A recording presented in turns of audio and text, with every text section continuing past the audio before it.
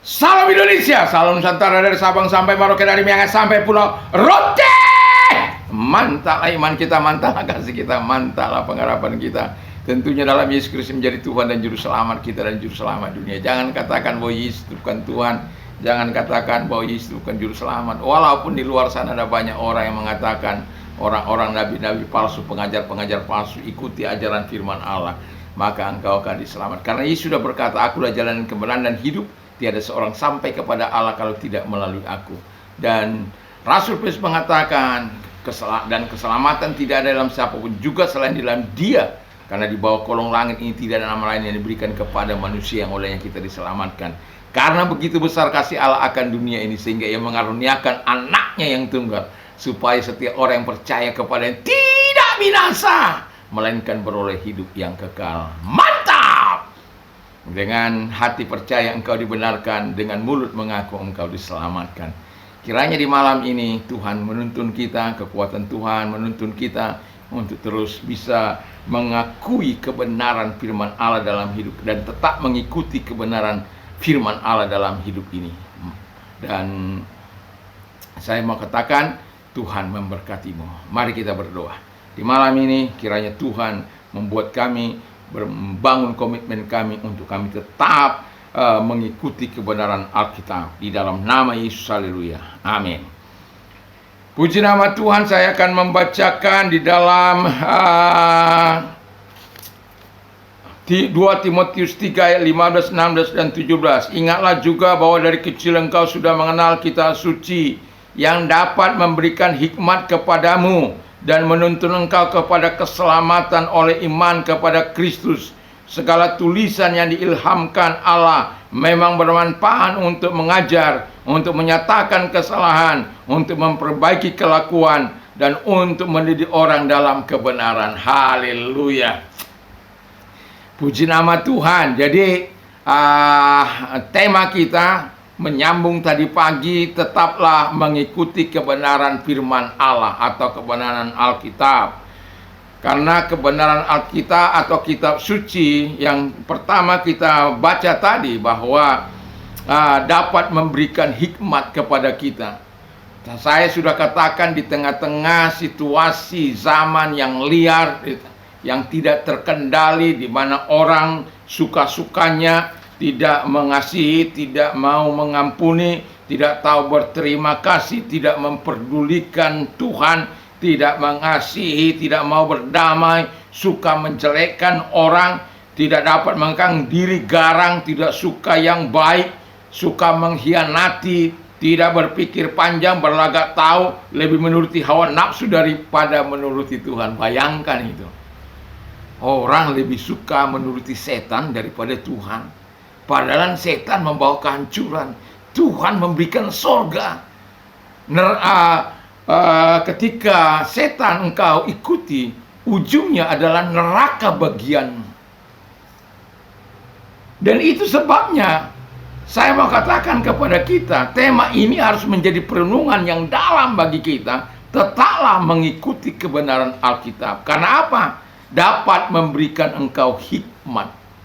Jadi ketika hikmat Allah bagi kita, hikmat itu kalau dalam terang firman Allah adalah orang yang melakukan kehendak Allah, orang yang berjalan dalam kebenaran, orang yang berjalan dalam ketaatan kepada Tuhan. Itulah hikmat. Jadi orang-orang yang dituntun oleh Tuhan untuk melakukan apa yang menyenangkan hati Tuhan dan menjauhi larangan-larangan Tuhan. Dan itu sebabnya Paulus mengingatkan Timotius bahwa dari kecil dia sudah diajar untuk firman Allah. Mungkin kita tidak sehebat Timotius, tapi anak-anak saya ajar dari kecil dengan kebenaran, menghafal firman Allah. Dan saya mau katakan, saya tetap yakin bahwa firman Allah itu walaupun mungkin saat ini tidak bereaksi bagi mereka,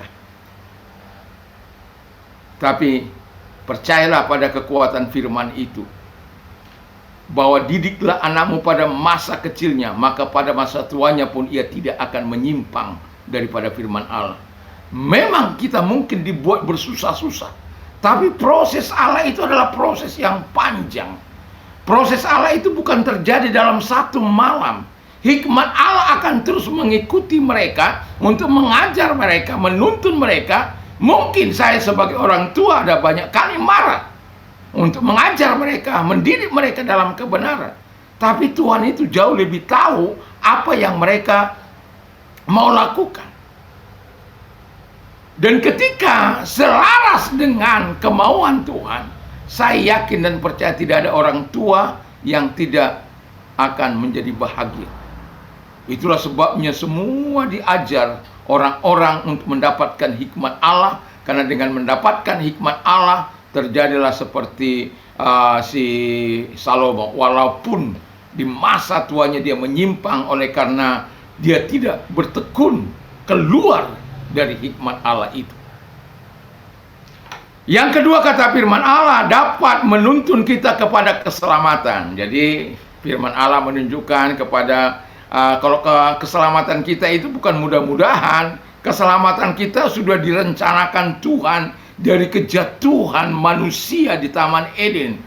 Karena Taman Eden itu dibuat menjadi Taman Edan. Dan pada akhirnya mereka diusir. Tapi Tuhan punya rencana untuk menyelamatkan manusia. Adam yang pertama sudah jatuh, tapi datang Adam kedua, yaitu Kristus, dengan mati di kayu salib. Bayangkan agama agama daun, ya, digantikan dengan bayangkan itu yang mereka pikir si Abraham dapat menutupi kemaluannya dengan aibnya itu dengan hanya sebungkus daun, dan perlu korban di situ. Ada darah anak domba yang jatuh di situ untuk menggantikan pakaian yang mudah hancur itu. Dan itu sebabnya Yesus datang kedua kali, datang untuk Adam yang kedua itu, yaitu Yesus Kristus. Dia mempersembahkan hidupnya untuk menyelamatkan saya dan saudara yang berdosa. Kata firman Allah bahwa kita adalah, baca nanti dalam Kejadian 5 ayat 3, bahwa kita adalah gambar Adam, yang dimana kita tentu kalau gambar Adam itu sudah rusak, tetapi digambar dalam Yesus Kristus, gambar kita diperbaiki kembali untuk utuh seperti apa yang terjadi di masa di mana penciptaan pertama kali terjadi. Dan itulah yang membawa kepada kita keselamatan. Yesus itulah membawa kita kepada keselamatan ketika kita mengerti firman Allah, ketika kita membaca firman Allah. Oh, ternyata begini, bukan karena engkau banyak memberi, bukan karena engkau banyak amal, bukan karena engkau kekayaanmu luar biasa, lalu engkau bisa memberikan seluruh hartamu untuk bisa menyelamatkan engkau. Tidak ada itu. Orang percaya memang harus memberi, tapi itu sebagai rasa ungkapan syukur terima kasih kepada Tuhan, bukan dalam rangka untuk menerima keselamatan. Keselamatan terjadi apabila kita menerima Yesus sebagai Tuhan dan Juru Selamat, kita mengakui apa yang dikerjakannya bagi kita dan melakukan apa yang dikehendakinya. Yang ketiga, kata firman Allah adalah dapat memberi banyak manfaat. Bayangkan, ya, untuk mengajar dalam kebenaran, mengajar hal-hal yang penting, sorga itu, neraka, dan lain sebagainya. Kalau yang ketiga ini dapat memberi banyak manfaat. Yang pertama itu untuk mengajar, lalu kemudian menyatakan kesalahan. Mungkin kita keras kepala, tegar tengkuk, bebal kebal tebal. Tapi ketika kita membaca firman Allah, Tuhan sentuh hati kita. Oh Tuhan, ampuni saya, ternyata saya sudah salah. Sucikan saya kembali. Atau juga untuk memperbagi kelakuan bejat. Bahwa berapa banyak orang yang kelakuannya bejat akhirnya berubah oleh karena Injil, oleh karena firman Allah, oleh karena dia membaca firman Allah. Orang pernah satu kali ke Cina mengatakan, apakah Anda pernah membaca Injil? Kami tidak pernah membaca Injil, tetapi kami telah melihat Injil. Dan penginjil ini berkata, bagaimana kamu bisa melihat Injil kalau kamu kamu sudah melihat Injil, mengapa kamu tidak baca Injil itu? Kami tidak pernah membaca Injil, tapi kami sudah melihat Injil itu. Jadi ditunjukkan seorang yang hidupnya bejat, yang hidupnya jahat, yang hidupnya tukang mengacaukan, ganas, liar, tidak terkendali. Tapi ketika dia menerima Yesus sebagai Tuhan dan Juru Selamatnya, dia hidup sesuai dengan Injil. Dia hidup sesuai dengan ajaran daripada firman Allah. Kelakuannya berubah. Bukan kelakuannya malah ganas, malah membunuh. Bukan. Tapi dia melakukan hal-hal yang baik dan benar sebagaimana Injil Yesus Kristus itu. Lalu kemudian untuk mendidik orang dalam kebenaran. Nah, semua orang mengakukan ajaran saya yang paling benar, ajaran saya yang paling luar biasa, ajaran saya yang paling wonderful, ajaran orang. Tidak. Tapi saya mau katakan kepada kita, apapun kata orang, mari kita tetap meyakini bahwa firman Allah ya dan amin, dan tidak pernah salah. Dan firman Allah senantiasa akan datang untuk menolong kita, karena kebenaran itu akan memerdekakan kita. Di mana ada kebenaran Allah, di situ ada kemerdekaan.